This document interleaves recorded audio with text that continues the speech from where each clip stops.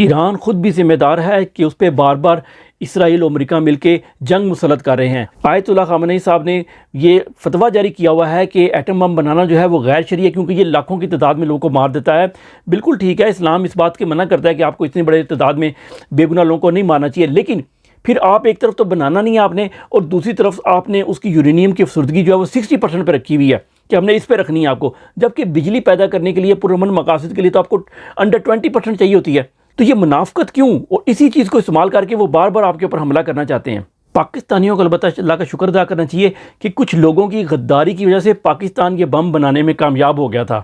जी हाँ, गद्दारी की वजह से, वरना ये मुमकिन ही नहीं है कि पाकिस्तान जो है वो एटम बम बना रहा होता, अमेरिका को भी पता होता और वो बनने देता।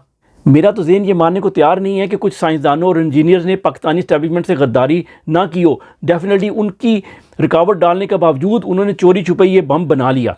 और इसका एक सबूत ये भी है कि जब 98 में धमाके करने थे और मीटिंग हुई और उसमें कहा गया जी कि लाया जाए बम, ठीक है हम चलाते हैं, कहाँ पे, तो किसी को पता नहीं था।